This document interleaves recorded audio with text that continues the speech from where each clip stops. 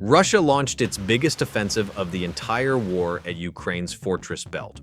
Armor, artillery, combined arms armies stacked 3 deep, and while the generals in Moscow were drawing arrows on maps, Azov was already flying over Mariupol, 100 kilometers behind Russian lines, hunting the fuel trucks, keeping that entire offensive alive. Moscow called it the Spring Offensive.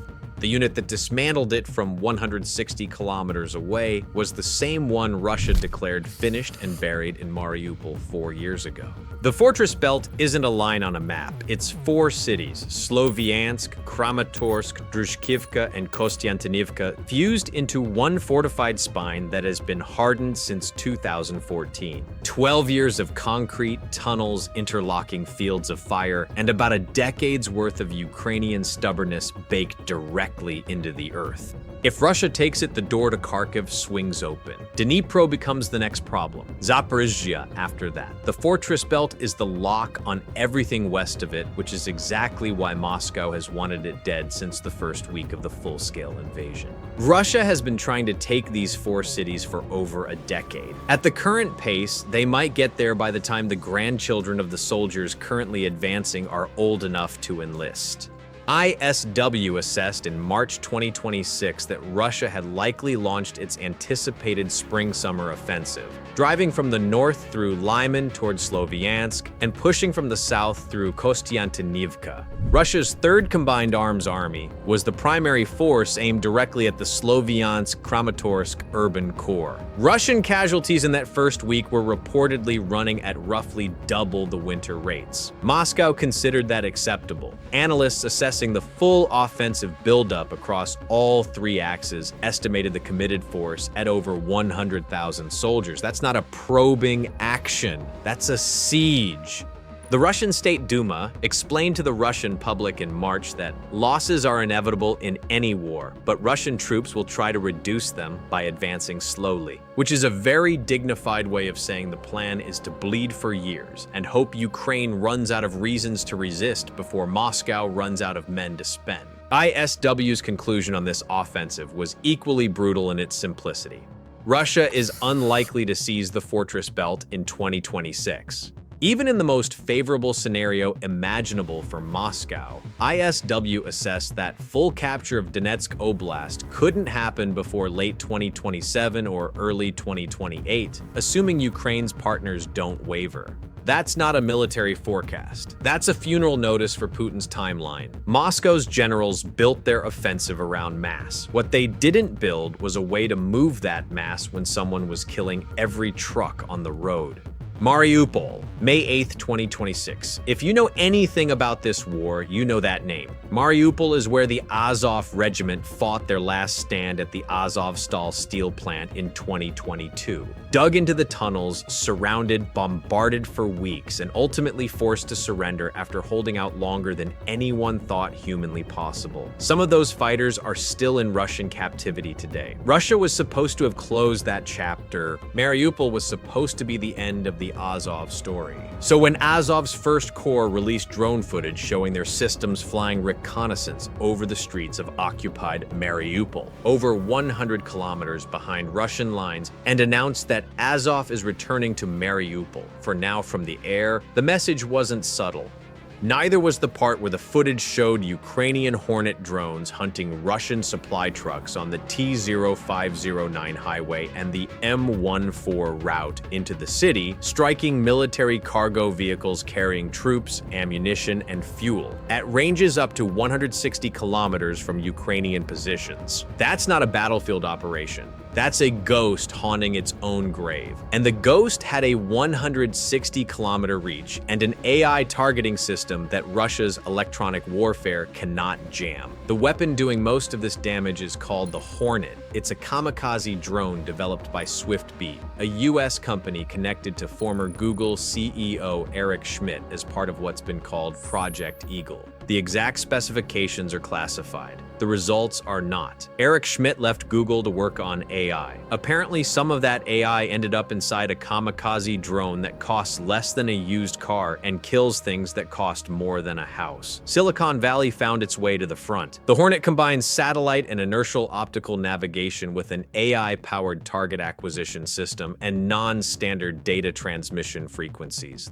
That last part matters. Russian electronic warfare systems are built around known frequencies. The Hornet simply doesn't operate on them. It hops frequencies. Starlink handles the comms. It drops to around 200 meters altitude on approach, low enough that most Russian radar installations on moving vehicles can't acquire it until it's already committed to the dive. The AI targeting identifies vehicles by type before the human operator ever has to make a decision. A military cargo truck gets a red square. The drone holds that designation and closes. The driver doesn't know until the last few seconds, if then. Russian drivers on the M14 and H20 highways describe the experience in intercepted communications. The drone approaches silently. Most of the time, we don't have time to react. That is the sound of a $50,000 drone turning a $2 million logistics chain into a fireball. Analysts tracking Azov's released footage had geolocated strikes on at least 35 confirmed Russian vehicles by late May 2026, with a Kyiv independent analysis of Azov footage alone documenting over 50 strikes on Russian targets across key-occupied highways. The full number is almost certainly higher. That's just what made it onto video. The Hornet campaign is also being paired with the FP2,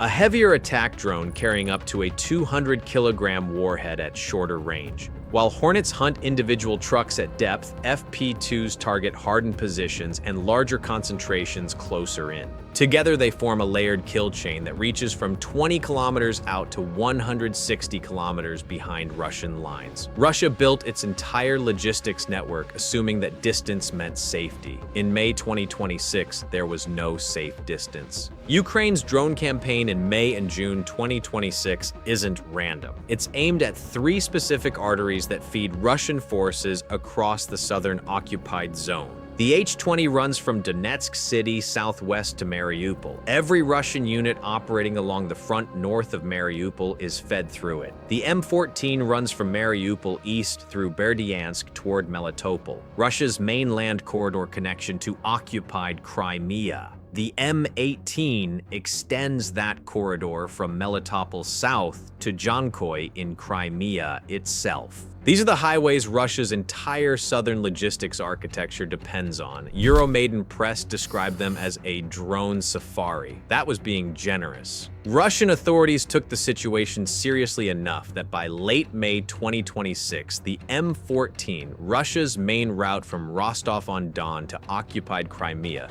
had been closed to civilian traffic entirely. The official reason given was road maintenance, which is technically true, in the same way that the Titanic had a water management problem. The actual reason was that Ukrainian Hornets were hitting supply trucks along the route on a near-daily basis, and someone in Moscow decided that having civilians photograph burning military convoys for social media was not ideal messaging. Russian logistics personnel driving these routes were reportedly navigating without headlights at night to avoid being spotted. This is about as effective as it sounds. Azov's Hornet systems use optical electronic targeting with thermal imaging capability. Turning off your headlights on the M14 in May 2026 is roughly equivalent to hiding under a blanket during a thunderstorm and hoping lightning doesn't notice you. Russian classical military doctrine, inherited directly from Soviet planning, is built around mass. The Soviet playbook hasn't changed. Mass everything at the rear, push it forward on rail and road, overwhelm the enemy with sheer volume. Ammunition depots the size of small towns. Fuel reserves measured in days of combat. Hundreds of thousands of men staged behind the line waiting for the order to advance. The problem with this doctrine in 2026 is that Ukrainian drones now operate at ranges that make the last 100 to 160 kilometers of that supply chain a shooting gallery. ISW noted in March 2026 that the 20th and 25th Combined Arms Armies in the Lyman direction and the 8th Combined Arms Army in the Kostiantynivka direction were all advancing more more slowly than Russia's third combined arms army. And the third CAA itself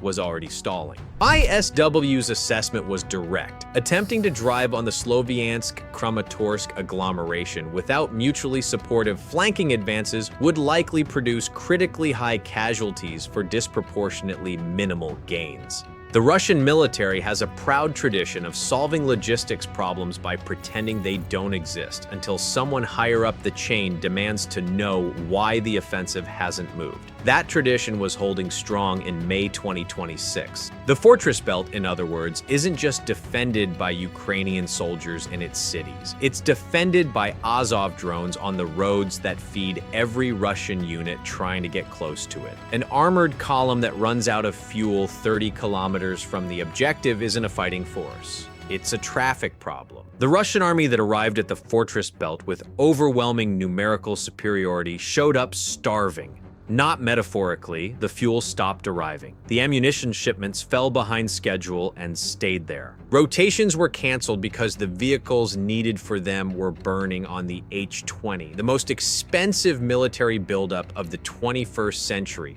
parked in the mud, waiting for trucks that weren't coming. Somewhere in those trenches, a Russian infantry commander was trying to explain to his men why the artillery support hadn't arrived. Not because the guns were destroyed, because the shells were on a truck that caught a Hornet somewhere between the depot and the front. That's a difficult conversation to have when you're supposed to be advancing on a fortified city. It's an even harder one when the men in front of you have been waiting in that trench for 3 days and eaten everything they brought. There's a reason Azov chose to announce their return to Mariupol's airspace with drone footage rather than a press release. Russia celebrated Mariupol as a propaganda milestone. The unit broken, the city taken, the story over. That was 2022. Azov's drone footage flying over Mariupol on May 8, 2026, carrying AI-guided kamikaze systems that Russian electronic warfare cannot reliably stop, arriving at a city 100+ kilometers behind what Moscow considers a secure rear line.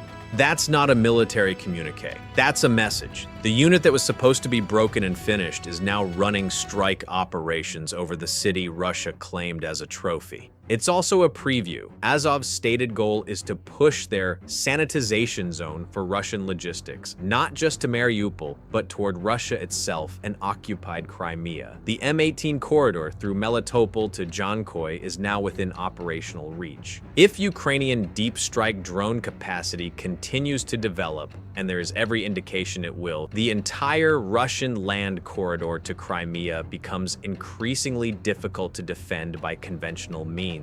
Russia annexed Crimea in 2014, promising it was Russia forever. 12 years later, the main road connecting it to the Russian mainland is closed to civilian traffic because Ukrainian drones are hunting every truck that uses it. Forever is getting shorter. The question Moscow is now quietly asking itself is what happens if the Hornets keep reaching further? The honest answer is that there probably isn't. Russia doesn't have a good response to a weapon it can't jam, flying routes it can't defend, operated by a unit it already spent 2 years trying to destroy. The doctrine doesn't exist yet, and Azov isn't waiting for them to write one.